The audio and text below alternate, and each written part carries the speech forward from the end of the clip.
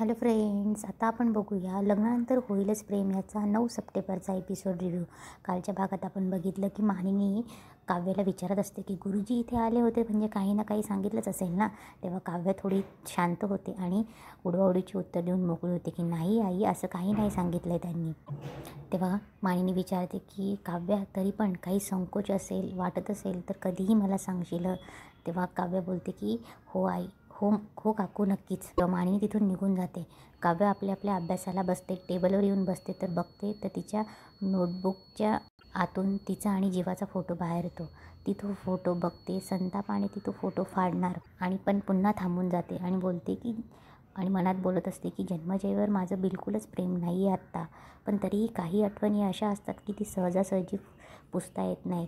त्या फोटोच्या मागे बघते, जीवाने तिच्यासाठी कविता केलेली असते. तेव्हा ती कविता वाचत असते. तेव्हा तिला जीवाने जेव्हा तिच्यासाठी कविता केलेली होती त्याच्या बड्डेच्या दिवशी ते दिवस आठवतात. तेव्हा काव्य पुन्हा त्या फोटोकडे बघते आणि बोलते की हा फोटो मी आत्ता नाही काढू शकत, असू दे, ठेवून देते. आणि ती पटकन बॅगेत, नोटबुकमध्ये ती फोटो ठेवून बॅगेत ठेवून ती बॅग कपाटात ठेवून देते. इकडे युग गणपती बाप्पाच्या पाया पडत असतो. तेवढ्यात त्याला एक फोन येतो. तो फोन बघून खूप घाबरतो. युगच्या मनात काहीतरी असतं पण तो कोणाला सांगू शकत नसतो. तेवढ्या तिथे नंदिनी चहा घेऊन येते त्याच्यासाठी. तेव्हा युग दचकतो आणि त्याचा फोन खाली पडतो. तेव्हा तो पटकन घाईघाईने आपला फोन उचलतो. तेव्हा नंदिनी बोलते, युग काय झालं एवढं दचकायला? तेव्हा युग बोलतो की अगं काही नाही, तू अचानक समोर आली ना म्हणून तसं झालं. तेव्हा नंदिनी त्याला चहा देते, चहाचा कप, आणि त्याचा हात थरथरत असतो. तेव्हा नंदिनी विचारते, युग काय झालं आहे? तेव्हा युग बोलतो, अगं काही नाही, अगं तू अचानक आलीस ना त्याच्यामुळे दचकायला झालं आहे. तेव्हा युग चहा पितो आणि बोलतो, कॉफी छान झाली आहे. तेव्हा नंदिनी बोलते, पण मी चहा दिला आहे. तेवढं तिथे जीवा येतो आणि जीवा बोलतो, काय रे युग, आज कसं काय तू लवकर उठलास रे? तेव्हा नंदिनी बोलते, उशिरा उठायला काय तो काही जीवा नाही आहे. तेव्हा जीवा पण हा बोलतो आणि बोलतो, तेव्हा जीवा युगला बोलतो की तू हिचं ऐकू नकोस ना, तुला माहिती का मी लवकरच उठतो, पण हिला झोपलेलं बघून पुन्हा झोपून घेतो. तेव्हा जीवा युगला बोलतो, तू काय रे हिची बाजू घेतोस? हे बघ, मी तुझा मोठा भाऊ आहे हा. तेव्हा नंदिनी बोलते, का म्हणून त्याने माझी बाजू घेऊ नये आणि का म्हणून त्याने तुमची बाजू घ्यायची? उगाच दमदाटी करून त्याला तुमची बाजू घ्यायला लावू नका. बाजू घेण्यापेक्षा माया लावा ना. तेव्हा जीवा बोलतो, माया लावायची म्हणजे नेमकं काय करायचं? तेव्हा युग बोलतो, मी सांगू का माया लावायची म्हणजे काय करायचं? तेव्हा युग बोलतो की नंदिनी वहिनीने जशी मला मायाने चहा आणून दिला ना, तसं तू मला कॉफी आणून दे ना मायाने. तेव्हा जीवा बोलतो, अरे मी तुझा मोठा भाऊ आहे. तेव्हा नंदिनी बोलते, पार्थ मोठे भाऊ आहे तुमचे, त्यांना नाही कधी कॉफी बनवून दिली. काय आहे ना, पार्थ साधे आहेत आणि हा लहान आहे म्हणून याच्यावर मिजाज करतायत तुम्ही. तेव्हा जीवा बोलतो, एक मिनिट. तेव्हा जीवा बोलतो, तू ना याची बाजू घेऊ नको, हा माजुरडा आहे, दिवसभर ॲटिट्यूड देत फिरतो मला. तेव्हा नंदिनी बोलते, अरे देऊ द्या ना, कधीतरी लहान भावांना पण ॲटिट्यूड दाखवण्याची संधी घेऊ द्यात, काय बरोबर ना? तेव्हा जीवा बोलतो, तू उगाच त्याची बाजू घेऊ नका हां. तेव्हा नंदिनी बोलते, मी घेणार त्याची बाजू. तेव्हा जीवा बोलतो, बघ मी तुझ्याशी बोलणार नाही. तेव्हा नंदिनी बोलते, मग नका बोलू, तेवढंच डोक्याला शांतता भेटेल. तेवढा युग उठतो आणि बोलतो, अरे ये. तेव्हा युग बोलतो, थांबा थांबा थांबा, अरे तुम्ही तर नवरा बायकोसारखे भांडायला लागला. तेव्हा जीवा आणि नंदिनी शांत बसते. तेव्हा युग बोलतो, नाही, आधीची जीवा नंदिनी आणि आत्ताची जीवा नंदिनी यामध्ये जमीन आसमानाचा फरक आहे म्हणून म्हटलं. तेव्हा युग बोलतो, नाही, प्रगती चांगली आहे. तेवढ्यात नंदिनीला काही सुचेना असं होतं. तेव्हा नंदिनी बोलते, जीवा, ते आनंद निवासच्या गणपती विसर्जनासाठी सामानाची लिस्ट काढली मी, तुम्हाला व्हॉट्सअप केलं आहे, तेवढी घेऊन येणार का? तेव्हा जीवा बोलतो, चल रे तू पण. तेव्हा युग बोलतो, नाही अरे माझा मूड चांगला नाही आहे, आज नाही, तू जा. तेव्हा जीवा बोलतो, म्हणून तर माझ्यासोबत असल्यावर तुला माहिती आहे तुझा मूड फ्रेश होतो. तेव्हा युग पुन्हा नकार देतो. तेव्हा जीवा जातो सामान घ्यायला. तेव्हा युगला नंदिनी बोलते की बस इथे चहा घे. तेव्हा युग बोलतो, नाही, वरती रूममध्ये जाऊनच घेतो. तेव्हा नंदिनी बोलते, एक मिनिट, तुझा मोबाईल राहिला आहे. नंदिनी मोबाईल हातात घेते तर युग पटकन तिच्या हातातून मोबाईल घेतो आणि पटकन वरती निघून जातो. तेवढ्यात पार्थ येतो आणि नंदिनीला गुड मॉर्निंग करतो. तेव्हा नंदिनी आणि पार्थ बोलत असतात. तेव्हा नंदिनी बोलते की पार्थ, एक विचारू का, युग खूप मूडी आहे का? तेव्हा पार्थ बोलतो की मूडच्या बाबतीत तो काव्याचा भाऊ आहे. तेवढ्यात तिथे माणी येते आणि बोलते, हे. तेव्हा मानिनी बोलते, कोण माझ्या सुनेला बोलते तिच्या माघारी? तेव्हा पार्थ बोलतो, घेतली बाजू, सुनेची बाजू घेतली लगेच. तेव्हा मानिनी बोलते, घेणारच, लाडाची सून आहे माझी. तेव्हा मानिनी जीवा कुठे म्हणून विचारते. तेव्हा नंदिनी सांगते की ते बाहेर गेलेत सामान आणायला गणपती विसर्जनासाठी. तेव्हा मानिनी बोलते, त्याला फोन लावतेस का, माझं काम आहे. तेव्हा पार्थ बोलतो, लावतो, मी फोन लावतो. तेव्हा पार्थ फोन लावतो. तेव्हा फोन तिथेच वाजतो. पार्थ तिथेच सोफ्यावरनं फोन घेतो आणि नंदिनीकडे देतो. तेव्हा मानिनी सांगत असते की नंदिनीच्या माहेरी मोदक पाठवायचे असतात म्हणून. तेवढ्या तिथे काव्य येते आणि काव्य बोलते, नको मी जाते मोदक घेऊन, खूप दिवस झाले आईबाबांना भेटलेली पण नाही आहे ना, तर त्यानिमित्ताने भेटही होईल. तेव्हा पार्थ बोलतो, हां आपण जोडीने जाऊया. तेव्हा मानिनी बोलते की बघ निघाले जोडीने. तेव्हा मानिनी बोलते नको, घरात खूप कामं आहेत आणि तिला जाऊ दे ना, त्या निमित्ताने अभ्यासातनं थोडा ब्रेकही मिळेल. तेव्हा नंदिनी बोलते बरं कॅब बुक करते मी तुझ्यासाठी. तेव्हा काव्य बोलते की नको मी रिक्षाने जाईल. तेव्हा पार्थ बोलतो रिक्षाने जाणार हो, पण येताना गणपती विसर्जनाची गर्दी. तेव्हा काव्य बोलतो त्याचंही सोल्युशन आहे माझ्याकडे. आमच्या घरी नंदिनी ताईची वर्ल्ड फेमस जी स्कूटी आहे ना ती घेऊन येईल ना मी. तेव्हा काव्य बोलते की आलीच पर्स घेऊन येते मी. तेव्हा पार्थ तिच्या पाठीपाठी जातो आणि बोलतो मी येतो तुमच्याबरोबर, गर्दीत हरवाल तुम्ही, डबा द्या माझ्याकडे, डबा खूप जड होतो. तेव्हा नंदिनी आणि मानिनी इकडे हसत असतात. मानिनी बोलते काय खेळ आहे बाबा. काव्य रिक्षाने जात असते, ती त्या रस्त्यावरून जाते जिथे जीवा आणि ती भेटतात.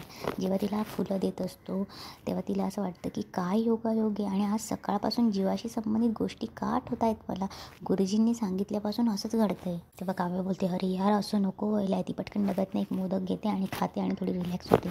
इकडे प्रार्थना करत असतो, बाप्पा तू घरात आलास तेव्हा चैतन्य घेऊन आला, नवीन नात्याची गोडवी घेऊन आला, तुझी विसर्जनाची वेळ आली, तू जाताना घरातलं सुख, आमच्या नात्याचा दोरा तुटतोय का हे असं वाटत असताना आणखी तू घट्ट केलास. आता अजून एका नात्याला घट्ट कर, इतकं घट्ट कर की कोणी कितीही प्रयत्न केला ना तरी तुटलंच नाही पाहिजे. मी कुठल्या नात्याबद्दल बोलतोय तुला कळतच असेल ना बाप्पा, मी माझ्या आणि काव्याच्या नात्याबद्दल बोलतोय. तेव्हा पार्थ बोलतो बाप्पा जातोयस तू तर मन भरून आलंय, पण पुन्हा येशील याची खात्री आहे. पण माणसांचं आणि नात्यांचं असं नसतं रे, ते आपल्या आयुष्यातून एकदा निघून गेली ना तर पुन्हा येत नाहीत. आणि काव्याला माझ्या आयुष्यात तर कधीच जाऊ नको देऊ प्लीज, आणि जाताना माझ्या आणि काव्याच्या नात्याला आशीर्वाद देऊन जा प्लीज. तेव्हा मागून आवाज येतो तथास्तु. मानिनी येते. तेव्हा पार्थ थोडा गडबडतो आणि बोलतो तू माझं बोलणं ऐकलंस. तेव्हा मानिनी बोलते हो. तेव्हा पार्थ बोलतो तू खरंच माझं बोलणं ऐकलंस. तेव्हा मानिनी बोलते नाही रे, तुझं आणि बाप्पाचं बोलणं चालू असताना चोरून कोणी ऐकू नये. तेव्हा पार्थ बोलतो खरं आहे आणि पुन्हा मानिनीकडे बघतो. तेव्हा पार्थ बोलतो मग तू तथास्तु का म्हणालीस. तेव्हा मानिनी बोलते अरे इथे येईपर्यंत थोडं तुझं लास्टचं बोलणं ऐकलं. तेव्हा पार्थ बोलतो थोडं म्हणजे किती. तेव्हा मानिनी बोलते किती प्रश्न विचारतोयस. तेव्हा मानिनी बोलते अरे तुझं आणि बाप्पामधलं बोलणं ऐकलंय मी थोडंसं, ते पण शेवटचं. तू असे प्रश्न विचारतोयस जसं मी तुझं आणि तुझ्या बायकोचं बोलणं ऐकलंय. आणि काय तू बाप्पाला म्हणतोस तुला आणि काव्याला आशीर्वाद दे असं ना. देतील हो, वरद हस्त ठेवतील तुमच्या डोक्यावर. तेव्हा पार्थ लाजतो. मानिनी बोलते अगं बाई काय लाजतोय, म्हणजे प्रेमात पडलास तू काव्याच्या. तेव्हा पार्थ बोलतो नाही प्रेमात नाही, आमची गाडी अजून मैत्रीवरच आहे अजून. तेव्हा मानिनी बोलते अजून गाडी तिथेच अडकली अशी, एवढं झालंय काय गाडी तिथेच अडकायला, म्हणजे कशाची एवढी ट्रॅफिक आहे, हसतोयस काय. अरे तुमची गाडी जरा पटपट पळवा, लवकर प्रेमात पडा. तेव्हा पार्थ बोलतो आम्ही ना ते दुर्घटना से देर भली हे जास्त सिरियसली घेतलंय, आमच्या नात्यात कुठलाही ॲक्सिडेंट होऊ नये म्हणून सेफलीच चालतोय आम्ही. तेव्हा मानिनी बोलते बाबांनो गाडी इतकी हळूहळू चालवू नका की नात्यांचाच कंटाळा येईल. जरा माझा आणि विक्रमचा आदर्श घ्या, आम्ही कसं भस्कन प्रेमात पडलो. तेव्हा पार्थ बोलतो तुमच्यासारखं भस्कन प्रेमात पडणं नाही जमणार आम्हाला, आम्ही आमच्या पद्धतीने जाऊ. तेव्हा मानिनी बोलते बरं जा तुमच्या पद्धतीने. तेव्हा पार्थ गेल्यावर तिथे नंदिनी येते आणि ती मानिनीला फोन देते आणि बोलते की मोदकासाठी थँक्यू बोलायला आईचा फोन आहे माझा. मानिनी फोनवर बोलत जाते.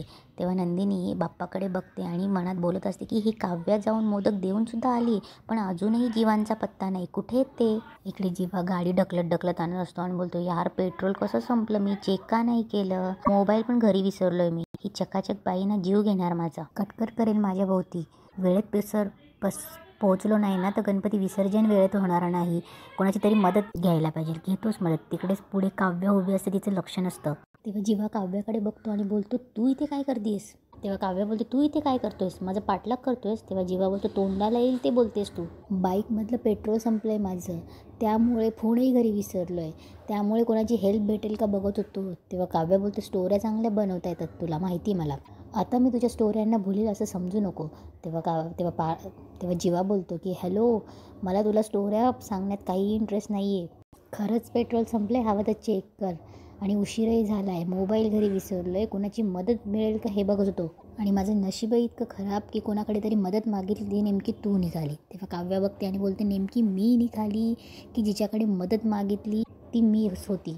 तेव्हा जीवा बोलतो, का मी तुझ्याकडे मदत मागायला येईल? पाठमोरं बघितलं ना मी तुला, आणि मी तुला कसं ओळखणार आहे? जरासुद्धा मला कळलं असतं ना की तू ये तर मी निघून गेलो असतो. ऑलरेडी एकदा मूर्खपणा करून झालाय, आता चुकून सुद्धा करायचं नाहीये. तेव्हा काव्य बोलते, काय म्हणायचं आहे तुला? म्हणजे आपण जेव्हा एकत्र होतो तेव्हा माझ्याकडे येणारी वाट तू निवडली तर ती मूर्खपणा होता? तेव्हा काव्य बोलते, आर यू सिरियस? तेव्हा जीवा बोलतो, येस आय एम सिरियस. तेव्हा काव्याला वाईट वाटतं. जीवाही बोलतो की लिसन, हे सोड आता. तेव्हा काव्य बोलते, सोडलंय ना, सोडलंय.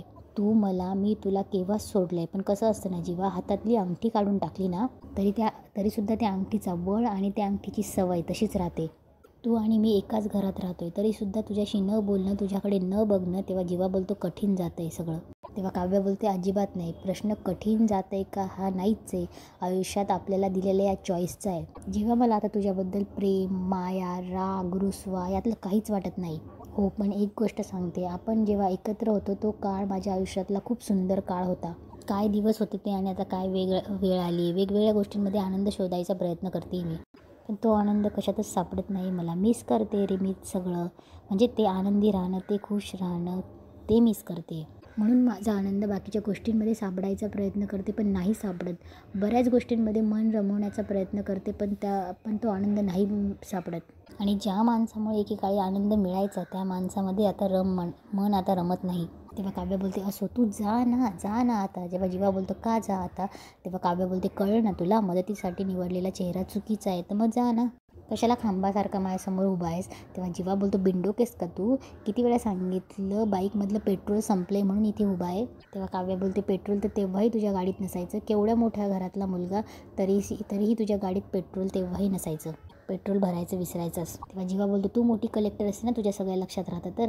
मग आता तुझ्याकडे स्कूटी आहे, तुझ्या गाडीत पेट्रोल पण आहे, ते मला द्यायचं नाही आहे तरीसुद्धा का इथे थांबली आहेस? तेव्हा काव्य बोलते, मला बाकीचं काही कारण नाही. जसं तुझं इथे थांबण्याचं जे कारण तसं माझंही काही कारण आहे. तेव्हा जीवा बोलतो, काय कारण आहे? तेव्हा काव्य बोलते, तुला का सांगू? तेव्हा जीवा बोलतो, म्हणजे मुद्दाम इथे थांबलीस माझ्याशी वाद घालायला? तेव्हा काव्य बोलते, मी तुला परत सांगते जीवा, तू जसा कारणासाठी थांबलाय तसंही माझं पण काहीतरी कारण आहे. नाहीतरी इथे वाया घालवण्यात मला काही इंटरेस्ट नाही आहे. ऑलरेडी खूप वेळ वाया गेला आहे माझा. तेव्हा काव्याची ओढणी डिक्कीत अडकलेली असते, ती ओढण्याचा प्रयत्न करते. ते जीवा बघतो आणि बोलतो की अगं मग माझ्यावर राग काढण्यापेक्षा माझ्यावरचा राग ओढणीवर का काढतेस? डिक्की उघड आणि काढून घे ओढणी. तेव्हा काव्य बोलते, तोंड चालवण्यापेक्षा डोकं चालव. तेव्हा काव्य बोलते, डिक्की ओपन करायला चावी दिसते. तेव्हा जीवा बोलतो, कुठे चावी?